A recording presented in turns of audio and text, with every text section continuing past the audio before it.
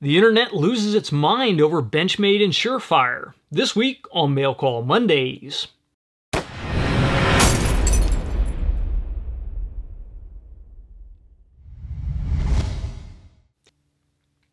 Mail Call Mondays is brought to you by Modular Driven Technologies. If you need a chassis system for your precision rifle, check out mdttac.com. I'm John McQuay with 8541 Tactical, and this is Mail Call Mondays, the show that answers your questions about precision rifles, optics, and equipment. Welcome to another Mail Call Mondays, and this Monday we're going to switch gears a little bit. I usually don't cover current events or political topics, but this one kind of got me a little bit irritated, and I wanted to let you guys know my feelings on it, and I kind of wanted to hear your feelings on it, because our viewership tends to be quite a bit more moderate, so I really want to hear how you guys feel.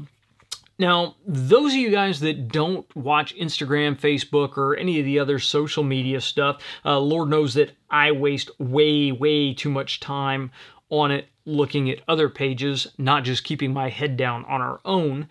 But a video popped up on the Oregon City Police Department's Instagram feed showing the destruction of some firearms, and the firearms were presumably being destroyed at Benchmade in Oregon City by Benchmade employees. And this caused a firestorm throughout the internet and immediately caused people to accuse Benchmade of being anti-Second Amendment because they would allow the destruction of these firearms. And it, as soon as I looked at it, I thought this is really kind of odd that people are reacting this way, but then I stopped and really thought about it and realized there may be a lot of people out there that don't understand how gun seizures and destruction actually works. And I have to speak generally because across the country, different jurisdictions, different cities, different counties, different states have different rules on how evidence is to be destroyed. And that is generally what we're talking about here, is we are talking about weapons that were either used in the commission of a crime, they were either seized from people that were prohibited by law from possessing firearms, they were turned in as found property, or they were turned in by private citizens that no longer wanted to take custody over this property. Once that happens, once firearms come back into control of a police department, there are a variety of different ways that they can dispose of that property. Obviously, they're not just going to throw it in a room and keep it forever and ever. Once the evidentiary value of those weapons has passed, either the appeals have expired or a judge has ordered the property destroyed, or whatever else the local rules say governs that evidence, once it needs to be released, there are a variety of things that can happen with it. Now, if the original property owner can own firearms, and it wasn't used in the commission of a crime, then that firearm is generally released back to the original owner. That is what happens for us if there is a lawful shoot. Generally, the firearm owner gets that firearm back very quickly. So in that case, there really is no crime that has been committed, but certain steps have to be taken to cover all the bases and rule everything out in those cases. In cases where a crime was committed with the firearm, or the individual is not lawfully able to possess that firearm, and the firearm has not been damaged, then very often that firearm has value, and to just destroy it because it's an evil gun doesn't make sense from a financial standpoint. And cities and states are really not into just giving away money or just wasting it when there is a pretty clear-cut path to get that back. So assuming it's not prohibited by any statute, any state or local law, a lot of police departments will take weapons once they are to be disposed of, and they will sell them back to a distributor. So if it's just a used firearm, once the evidentiary value is gone for it, then it can go back to a distributor. It can be sold to them, usually for a fairly low price, but they're buying in a very large bulk. And then those firearms can be resold to private citizens.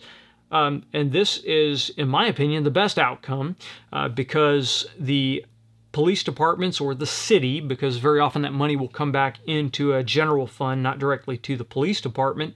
The city gets the money from that property. The distributor gets to make money off that property, and private citizens will get less expensive, still functional firearms that they can purchase. So for me, that just kind of works all over. But then occasionally you run into firearms that have been damaged to the point that they are no longer able to be sold. So something, for instance, where the barrel has been cut beyond a legal length. So now it is too short for a private citizen to own due to federal laws and sometimes state or local laws. Or the serial number has been obliterated off of it. And in these cases, while depending upon how it's done and what exactly has happened, the firearm may be able to be made back into a legal configuration and resold. It's usually not financially feasible to do so. So in that case, those weapons are slated for destruction. Sometimes they're beyond help and they can't be put back in a legal configuration, and so then they need to be destroyed. And the ATF has rules on how these weapons need to be destroyed, what you need to do to take a firearm and turn it into scrap metal to where it is no longer legally considered a firearm. And so this does take a little bit of metalworking, maybe taking a torch to the gun, etc. And you know, this is not something that your average police officer or average evidence custodian is going to do. So you're going to have to generally contact a different company to take care of this. And companies are not into doing business for free. So very often it's going to cost some money.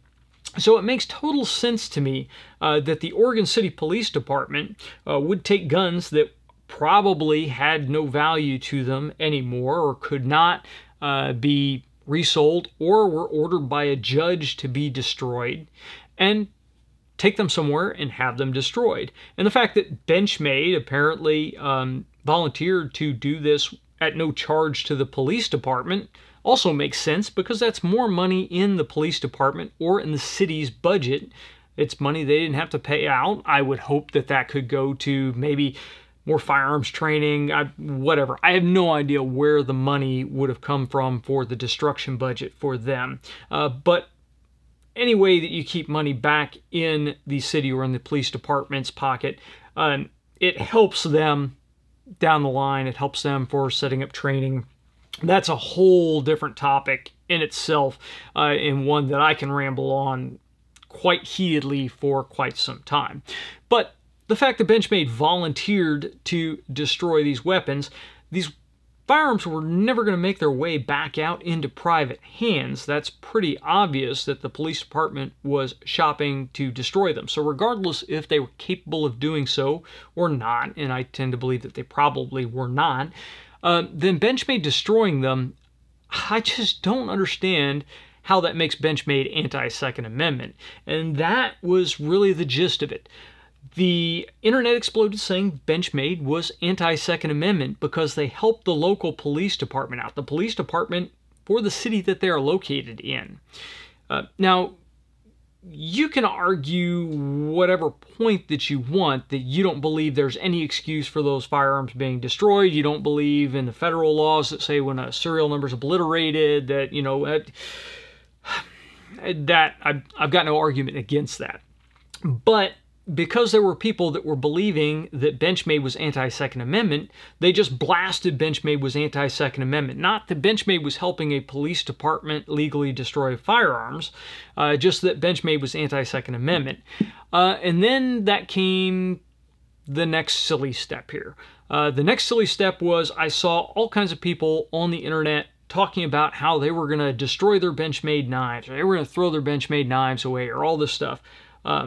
I've got quite a few Benchmade knives. All were purchased by me. None were given to me by Benchmade. So I've got quite a few of them. I have used them overseas. I've used them in the military. I have used them in law enforcement capacity. I've used them in my regular daily pursuit. Now, I've got a Microtech in my pocket right now because that has been the flavor of the month for me. I've got quite a few pocket knives and I rotate through them. But in no way, shape, or form would I destroy my property because of a stance that a company takes. So even if you were to believe that this whole deal made Benchmade anti-Second Amendment, why you would go out and destroy your own property, and I'm talking generally here, not to you, the individual, why you would go out and destroy your property makes no sense to me whatsoever. It was kind of like the whole Nike thing when they made Colin Kaepernick the target of one of their ads, and people were burning their Nikes in the street. That makes no sense to me either because you've already bought those shoes. Nike has already profited off the transaction and now you're destroying a perfectly functional pair of shoes. It would be much better to take those shoes and take them to a homeless shelter, take them to Goodwill, sell them to a buddy. Anyway, send them on down the line. Nike's already made their money off of them, so burning them, while it may be a symbolic gesture, I think is a somewhat silly symbolic gesture. You guys may differ on opinion on that, but that's kind of the way I look at it. Talking specifically about this situation, because even a older knife still has fairly good value if it's in good condition.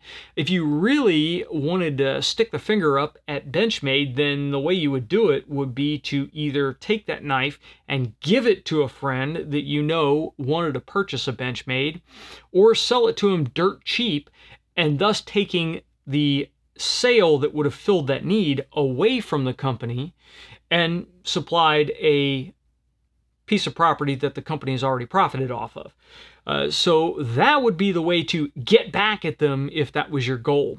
Not destroying the knife, but that's kind of my own opinion on that whole deal. So as this rolled on, we then rolled into another situation where some individuals dug into some political contributions that Benchmade has made, and they uncovered that Benchmade has made contributions to Democrat politicians. And, traditionally we consider Democrats anti-gun. There are quite a few exceptions, especially when you start looking at, say, for instance, sheriffs. There are quite a few sheriffs out there that are Democrat sheriffs that are maybe not necessarily pro-gun, but not anti-gun. So there is that out there. But the other thing you have to look into too is Benchmade is located in Oregon. In the west coast of the U.S., there tends to be a lot of Democrat politicians, and a lot of them seated in office, and it is politics. To get things done, sometimes you have to make contributions to certain individuals, maybe as distasteful as you feel it is, but that is kind of the way it works. So the fact that they simply contributed to Democrats, I don't see how that, again, makes them anti-Second Amendment. Now, again, if they came out publicly and said, we don't believe that private individuals should own this type of firearm or this type of magazine or this, that, or the other, that would make them anti-Second Amendment. But they have not done that. They have supported private citizens, sportsmen, hunters, police officers, military. Across the gamut of firearms users, Benchmade has been fairly supportive. So, again, my opinion, I don't consider them anti-Second Amendment. So, while that was going on, this website that these individuals were finding these political contributions to also stumbled across entries for Surefire. Now, again, I have a lot of Surefire equipment. Surefire has occasionally sent us some products. I've got at least one weapon light that Surefire sent us in the past to do a little bit of a T&E on. So, they did send us a muzzle brake for one of our Ma-10 builds. So just getting that out there, making sure that we have full disclosure while I talk about this. But again, Surefire is located in California. It is located on the West Coast amongst a ton of Democrat politicians. And when they went through there, they saw that there were some donations to Democrats by Surefire. And again, this scored up the whole, Surefire's anti-Second Amendment. So Surefire released a press release that basically talked about why they were donating to certain political campaigns. And a lot of it surrounds military contracts, which, if you know anything about politics and you know anything about solicitations on contracts, this makes complete and total sense. Again, it may be distasteful. It may not be something that we really like, but that's how politics works. So it is a totally rational and reasonable decision.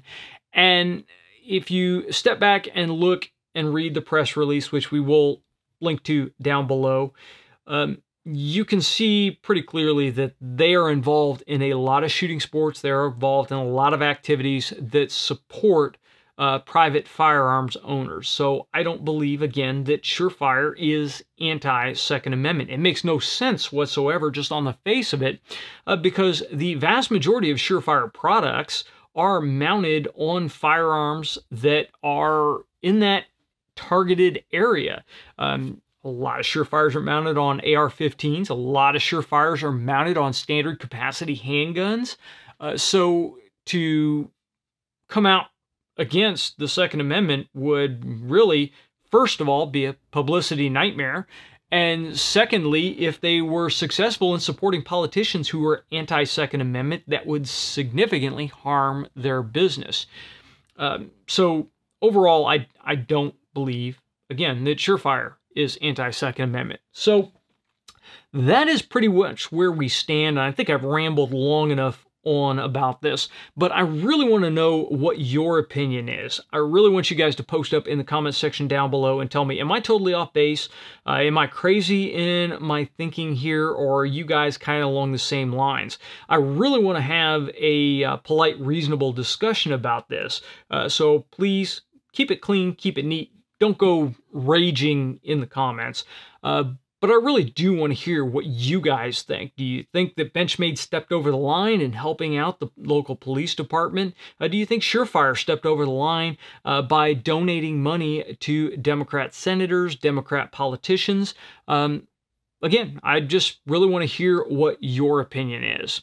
If you guys have any questions or comments over anything that we've covered, please leave it in the comments section down below or send it to us on Facebook or Twitter. If you guys are listening to us on your favorite podcast app, you can send questions to us at 8541tactical@gmail.com.